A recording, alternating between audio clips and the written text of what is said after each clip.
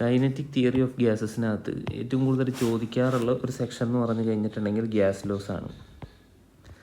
Gas ലോസിൽ 3 loss നമ്മൾ പഠിച്ചിട്ടുണ്ട്. Boils law പഠിച്ചിട്ടുണ്ട്, അതേപോലെ തന്നെ ചാൾസ് ലോ പഠിക്കുന്നുണ്ട്, അതേപോലെ തന്നെ അവഗാഡ്രോസ് ലോ, ഗേ-ലുസാക്സ് ലോ അങ്ങനെ 4 ലോസ് പഠിപ്പിക്കുന്നുണ്ട്, അല്ലെങ്കിൽ 4 ലോസ് പഠിക്കുന്നുണ്ട്. അതിന് ശേഷം നമ്മൾ ഐഡിയൽ ഗ്യാസും പഠിക്കുന്നുണ്ട്. അപ്പോൾ അതിൽ മെയിനായിട്ടുള്ളൊരു ക്യാച്ച് എന്താണെന്ന് ചോദിച്ചു കഴിഞ്ഞിട്ടുണ്ടെങ്കിൽ, നമ്മളിപ്പോഴും ക്വസ്റ്റ്യൻ കണ്ടു കഴിഞ്ഞിട്ടുണ്ടെന്നുണ്ടെങ്കിൽ ഇതിൽ ഏത് ഗ്യാസ് ലോ ആണ് നമ്മൾ യൂസ് ചെയ്യേണ്ടത് എന്നുള്ളൊരു കൺഫ്യൂഷൻ സ്വാഭാവികമായിട്ട് നമ്മൾ വരും. അപ്പോൾ അതിൽ ഫസ്റ്റ് ആൻഡ് ഫോർമോസ്റ്റ് ആയിട്ട് നമ്മൾ ചെയ്യേണ്ട ഒരു കാര്യം എന്താണെന്ന് വെച്ച് കഴിഞ്ഞിട്ടുണ്ടെങ്കിൽ, ക്വസ്റ്റ്യൻ കൃത്യമായിട്ട് വായിച്ച് നോക്കിയിട്ട് എന്താണ് അവിടുത്തെ കണ്ടീഷൻ എന്നുള്ളത് നോക്കേണ്ടതാണ്. ഇപ്പം ഈ ക്വസ്റ്റ്യനകത്ത് നിന്ന് നമ്മൾ വായിച്ച് കഴിഞ്ഞിട്ടുണ്ടെങ്കിലോ അല്ലാന്നുണ്ടെങ്കിൽ ആ ഒരു പർപ്പസ് നമ്മൾ കണ്ടു കഴിഞ്ഞിട്ടുണ്ടെങ്കിലോ അതിൽ നിന്ന് എയ്തർ പ്രഷർ ആണോ കോൺസ്റ്റൻറ്റ്, ടെമ്പറേച്ചർ ആണോ കോൺസ്റ്റൻറ്റ്, വോളിയം ആണോ കോൺസ്റ്റൻറ്റ് എന്നുള്ളത് തിരിച്ചറിഞ്ഞ് കഴിഞ്ഞിട്ടുണ്ടെങ്കിൽ ഏത് ലോയാണ് ഉപയോഗിക്കേണ്ടത് എന്നുള്ളത് നമുക്ക് ഏകദേശം മനസ്സിലാവും. ഇനി ഇത് 3ഉം കോൺസ്റ്റൻ്റ് ആണെന്ന് അവിടെ തന്നിട്ടില്ല എന്നുണ്ടെങ്കിൽ നമ്മൾ സ്വാഭാവികമായിട്ട് ഏത് ഗ്യാസ് ഇക്വേഷൻ ഉപയോഗിക്കേണ്ടി വരും? ഐഡിയൽ ഗ്യാസ് ഇക്വേഷൻ ഉപയോഗിച്ചിട്ട് സോൾവ് ചെയ്യേണ്ടി വരും. ഓക്കെ, അപ്പം ഈ ക്വസ്റ്റ്യനകത്തേക്ക് നമ്മൾ നോക്കി കഴിഞ്ഞിട്ടുണ്ടെങ്കിൽ, an ideal gas is enclosed in A container of volume V at A pressure P. It is being pumped out of the container using A pump with a stroke volume small letter V. What is the final pressure in the container after n stroke of the pump? Assume the temperature remains the same. ഇതിൽ ഭൂരിഭാഗം പേർക്കും question മനസ്സിലാകാതെയാണ് എന്ത് ചെയ്യുന്നത്, question skip ചെയ്യുന്നത്.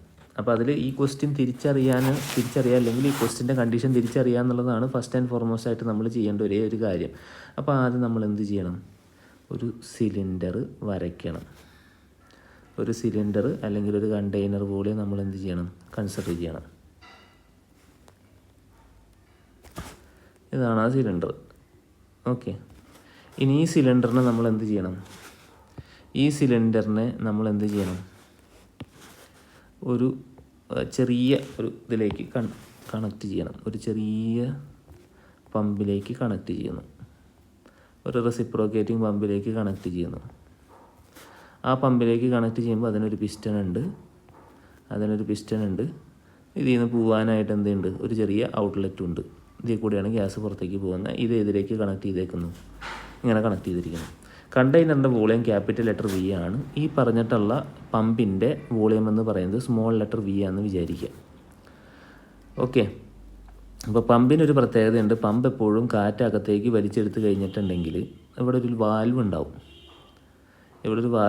അപ്പോൾ കാറ്റകത്തേക്ക് വലിച്ചെടുത്ത് കഴിഞ്ഞിട്ടുണ്ടെങ്കിൽ sucking ചെയ്യുന്ന സമയത്ത്, അതായത് ഈ പിസ്റ്റൺ അങ്ങോട്ട് മൂവ് ചെയ്യുന്ന സമയത്ത് ഈ വാൽവ് തുറക്കുകയും തിരിച്ച് ഇങ്ങോട്ട് വരുന്ന സമയത്ത് ആ വാൽവ് അടയുകയും ചെയ്യുന്നൊരു മെക്കാനിസം അതിനുണ്ട്. ഓക്കെ, അപ്പോൾ ആദ്യം പമ്പ് അങ്ങോട്ട് വലിക്കുന്ന സമയത്ത് ഇതിൽ നിന്ന് ഗ്യാസ് ഇതിനകത്തേക്ക് V എന്ന് പറയുന്ന വോളിയത്തിനകത്തേക്ക് പ്രവേശിക്കുകയും പിന്നീട് ഇത് പ്രസ് ചെയ്യുന്ന സമയത്ത് ഇവിടെ ഈ ഓപ്പണായിട്ട് ഇതേ കൂടെ ഗ്യാസ് പുറത്തേക്ക് പോവുകയാണ് ചെയ്യുക. ഓക്കെ, അതാണ് പമ്പിങ്ങിൻ്റെ മെക്കാനിസം എന്ന് പറയുന്നത്. അപ്പോൾ ഫസ്റ്റ് ഓഫ് ഓൾ ഇതാണ് ഒരു പ്രോസസ്സ് നടക്കുന്നത്. അപ്പോൾ ഇവിടെ എന്ത് സംഭവിക്കുന്നു? V എന്ന് പറയുന്ന സിലിണ്ടറിനകത്ത് നിന്ന് ഈ പമ്പ് ഉപയോഗിച്ചിട്ട് ഇതിനെ അങ്ങോട്ടും ഇങ്ങോട്ടും, അല്ലെങ്കിൽ പിസ്റ്റനെ അങ്ങോട്ടും ഇങ്ങോട്ടും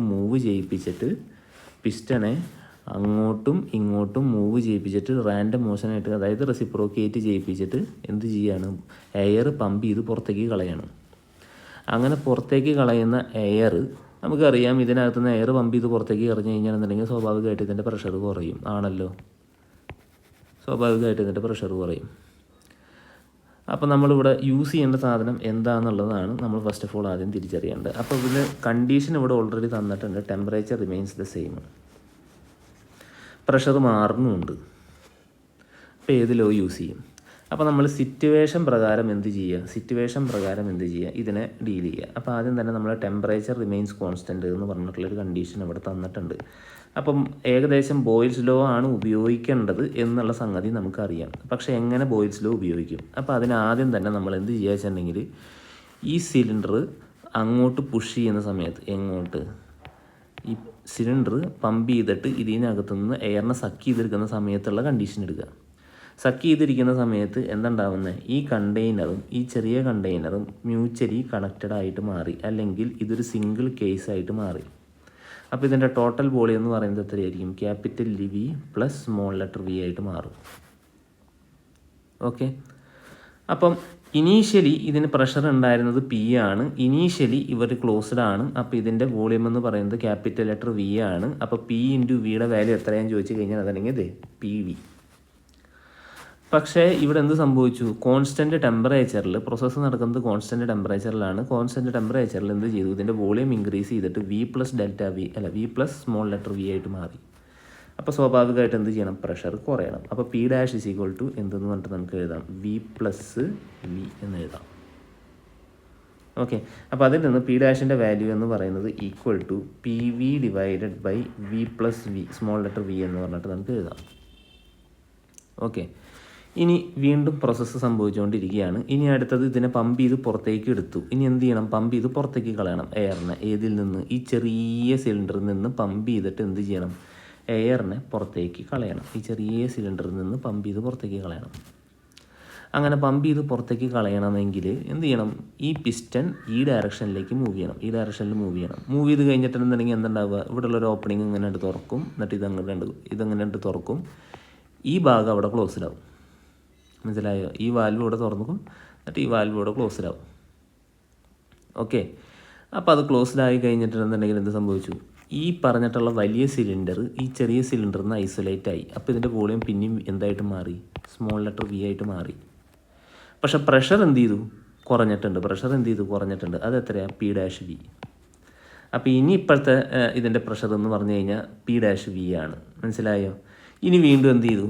ഈ പമ്പ് വീണ്ടും ഓപ്പൺ ആക്കാനായിട്ട് ശ്രമിച്ചു, അല്ലെന്നുണ്ടെങ്കിൽ വലിച്ചങ്ങോട്ട് നീക്കാനായിട്ട് ശ്രമിച്ചു. അപ്പോൾ എന്ത് ചെയ്തു? ഇനി ഇവിടുത്തെ പി ഡാഷ് വി അല്ലെങ്കിൽ കോൺസ്റ്റൻ്റ് എന്ന് പറയുന്നത് എന്തായിരിക്കും? പി ഡാഷ് വി ആയിരിക്കും. പി വി ആയിരിക്കില്ല. കാരണം കുറച്ച് ഗ്യാസിനെ പുറത്ത് തള്ളിയതല്ലോ. അതായത് കുറച്ച് ഗ്യാസിനെ നമ്മൾ പുറത്തേക്ക് തള്ളിക്കളഞ്ഞു. അപ്പോൾ സ്വാഭാവികമായിട്ട് അതിൻ്റെ പ്രഷർ കുറഞ്ഞു. ആ കുറഞ്ഞ പ്രഷർ എത്രയാണ്? പി ഡാഷ് ആണ്. ഇനി നമ്മൾ പി ഡാഷ് വി എടുക്കുമ്പോൾ, അല്ലെങ്കിൽ പി വി എന്ന് പറയുന്ന ടേം എടുക്കുമ്പോൾ, പി ഡാഷ് വി എന്ന് പറഞ്ഞ സംഗതി കൺസിഡർ ചെയ്തിട്ട് വേണം എടുക്കാൻ. ഇനി പിന്നെയും ഇതിനെ എയർ സക്ക് ചെയ്ത് പുറത്തേക്ക് എടുക്കുമ്പോൾ പിന്നെയും പ്രഷർ ഡിക്രീസ് ചെയ്തു. അപ്പോൾ അതിനെ പി ഡബിൾ ഡാഷ് എന്ന് പറഞ്ഞിട്ട് നമ്മൾ വിളിച്ചു. അപ്പോൾ ഇതിൻ്റെ വോളിയം പിന്നെയും വീണ്ടും എന്തായിട്ട് മാറി? വി പ്ലസ് വി ആയിട്ട് മാറി. അപ്പോൾ പി ഡബിൾ ഡാഷിൻ്റെ വാല്യൂ എത്രയായിരിക്കും വരിക? P dash V divided by V plus small letter V.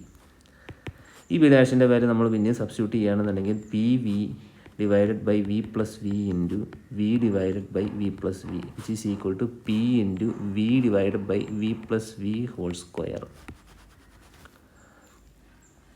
Okay. അങ്ങനെ n ടൈംസ് ഈ പറഞ്ഞ പ്രോസസ്സ് റിപ്പീറ്റ് ചെയ്ത് കഴിഞ്ഞിട്ടുണ്ടെങ്കിൽ പ്രഷർ സ്വാഭാവികമായിട്ട് എന്തായിട്ട് മാറും? 3 പ്രാവശ്യമാണ് ചെയ്യണമെന്നുണ്ടെങ്കിൽ എത്രയായിട്ട് മാറും? p into v divided by v plus v whole cube ആയിട്ട് മാറും. 4 പ്രാവശ്യമാണെന്നുണ്ടെങ്കിലോ ഇത് P4 എന്ന് പറഞ്ഞിട്ട് വരും. അപ്പോൾ അത് എത്രയായിരിക്കും വരിക? P into V divided by V plus small letter V whole raise to 4. അങ്ങനെ n തവണയാണ് സംഭവിച്ചതെന്നുണ്ടെങ്കിലോ P into V divided by V plus V whole raise to n. അപ്പോൾ ആൻസർ എത്രയായിരിക്കും വരിക? ഫസ്റ്റ് ഓപ്ഷൻ ആയിരിക്കും എൻ്റെ ആൻസർ വരിക. First option will be the answer. Thank U.